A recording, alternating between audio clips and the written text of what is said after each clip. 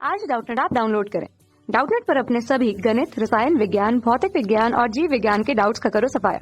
बस प्रश्न की फोटो खींचो, एक ही प्रश्न को क्रॉप करो और तुरंत वीडियो सोल्यूशन पाओ। अभी डाउनलोड करें। प्रश्न दिया है, एक 100 सेंटीमीटर वक्रता त्रिज्या वाले अवतल दर्पण से 25 सेंटीमीटर की दूरी पर एक वस्तु रखी है। उसके प्रतिबिंब की स्थिति तथा प्रकृति हमें बतानी है क्या होगी, और उसके अनुसार हमारे पास यहाँ पे 4 विकल्प है। तो आइए हम लोग इस प्रश्न को हल करते हैं और देखते हैं कि इनमें से कौन सा विकल्प जो है सही होगा। तो हमें दर्पण बोला गया है, अवतल दर्पण। तो देखिए, अवतल दर्पण जो होता है हमारे पास कुछ इस प्रकार से होता है। अवतल दर्पण का ये जो भाग रहता है अंदर धंसा हुआ होता है, ठीक है। और अवतल दर्पण की यहाँ पे बात हो रही है, तो हम लोग चिन्ह परिपाटी देख लेते हैं दर्पण के लिए। तो दर्पण के लिए जो चिन्ह परिपाटी होता है, अगर हम लोग दर्पण से इस तरफ दाई तरफ जाते हैं तो हमारे पास सभी मान जो है वह धनात्मक में मिलते हैं, और ये जो बाई तरफ होगा सभी मान ऋणात्मक में होगा हमारे पास। और इसकी वक्रता त्रिज्या दी गई है। तो देखो, जो भी दूरी रहती है दर्पण से अगर हम लोग मापन करते हैं तो उसके ध्रुव से मापन होता है, ठीक है। तो यहाँ से यहाँ तक की दूरी वक्रता त्रिज्या हो जाएगी। और हमें यहाँ पे बोला गया है कि वस्तु जो है वह 25 सेंटीमीटर की दूरी पर स्थित है। तो 25 सेंटीमीटर की दूरी पर स्थित है, मान लेते हैं कि ये कहीं जो है 25 सेंटीमीटर को दर्शा रहा है। तो ये हमारे पास हो जाएगा वस्तु की दूरी u के रूप में। और यहाँ पे अगर हम लोग देखें तो इसका मापन भी हम लोग कहाँ से करेंगे, ध्रुव से करेंगे, ठीक है। तो हम लोग सबसे पहले इसकी जो है फोकस दूरी ज्ञात कर लेते हैं कि फोकस दूरी कितनी होगी। तो देखिए, हमारे पास जो वक्रता त्रिज्या r का मान है वह हमारे पास लेफ्ट तरफ में है, इसलिए हम लोग इसको ऋणात्मक में लेकर के चलेंगे, जो कि होगा 100 सेंटीमीटर। और हम लोग को फोकस दूरी निकालनी है, तो अवतल दर्पण की जो फोकस दूरी होती है वह वक्रता त्रिज्या की आधी होती है। तो यहाँ पे कितना हो जाएगा, ऋण 100 सेंटीमीटर बटे 2, यानी कि ये हो जाएगा ऋण 50 सेंटीमीटर हमें फोकस दूरी मिलेगी। यानी कि फोकस दूरी हमें यहाँ कहीं पे प्राप्त होगी, जो कि f के रूप में होगा। अब ये कि यहाँ पे जो हमने वस्तु रखी है बोली, तो वस्तु को हमने इस तरह से वस्तु की दूरी u पर रखी हुई है मान लेते हैं, ठीक है। अब ये वस्तु रखी हुई है, हमारे पास यहाँ पे u बराबर हो जाएगा ऋण 25 सेंटीमीटर।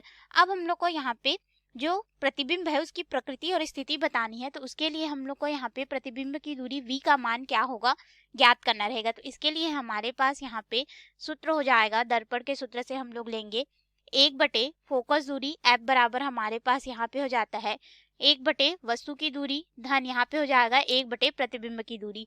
अब इस समीकरण में हम लोग सभी के मान रखेंगे और हमें यहाँ पे प्रतिबिंब की दूरी निकालनी है, तो इसको इधर पक्षांतर कर देंगे, यानी कि 1 बटे v बराबर हो जाएगा 1 बटे f ऋण 1 बटे u के रूप में। अब इस समीकरण में हम लोग मान को रखते जाएंगे, तो यहाँ पे हो जाएगा 1 बटे v बराबर फोकस दूरी 1 बटे ऋण 50 सेंटीमीटर ऋण वस्तु की दूरी ऋण 25 सेंटीमीटर। अब इसको आगे हल करेंगे तो ये हो जाएगा ऋण 1 बटे 50, और फिर यहाँ पे ये वाला ऋण इससे गुणा होगा तो धन हो जाएगा 1 बटे 25 के रूप में। अब हम लोग इसको आगे हल करेंगे तो देखिए, हमारे पास यहाँ पे हो जाएगा एलसीएम में ये हो जाएगा 50, ठीक है। और फिर यहाँ पे मान हो जाएगा 2 और ये हो जाएगा ऋण 1 के रूप में। अर्थात हमारे पास यहाँ पे प्रतिबिंब की दूरी 1 बटे v बराबर कितना हो जाएगा, 1 बटे 50 हमें प्राप्त होगा। और v का मान चाहिए तो तिर्यक गुणा कर देंगे, तो v बराबर हमारे पास यहाँ पे हो जाएगा धनात्मक 50 सेंटीमीटर।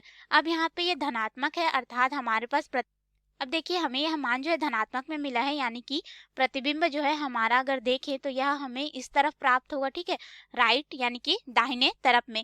तो प्रतिबिंब जो है हमें दाहिने तरफ में मिलेगा, लेकिन वह कितनी दूरी पर मिलेगा, 50 सेंटीमीटर की दूरी पर मिलेगा। यानी कि हम लोग मान लेते हैं कि यहाँ कहीं पे हमें जो है प्रतिबिंब प्राप्त होगा। प्रतिबिंब जो है कुछ इस प्रकार से हमारे पास यहाँ पे प्राप्त होगा, ठीक है। तो यह जो प्रतिबिंब की दूरी होगी, फिर से हम लोग इसको ध्रुव से मापेंगे, तो ये हमारे पास हो जाएगा 50 सेंटीमीटर के बराबर, और धनात्मक में था इसलिए ये हमें राइट साइड जो है प्राप्त होगा।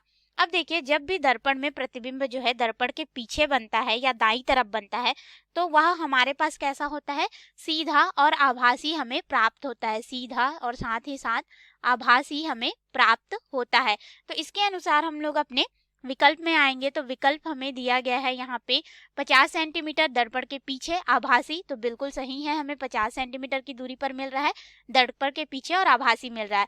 और बी दिया गया 55 सेंटीमीटर दर्पण के पीछे आभासी, तो ये गलत है हमारा। सी 50 सेंटीमीटर दर्पण के पीछे वास्तविक, वास्तविक नहीं है, आभासी है। डी 55 सेंटीमीटर दर्पण के पीछे वास्तविक, तो ये भी गलत है। यानी कि जो सही विकल्प होगा हमारा ए विकल्प होगा। धन्यवाद। कक्षा 6 से 12वीं से लेकर नीट, IIT, JEE वो एडवांस के लेवल तक 1 करोड़ से ज्यादा छात्रों का भरोसा। आज ही डाउनलोड करें डाउटनेट ऐप या व्हाट्सएप करें अपने सारे डाउट्स 8400 400 400 पर।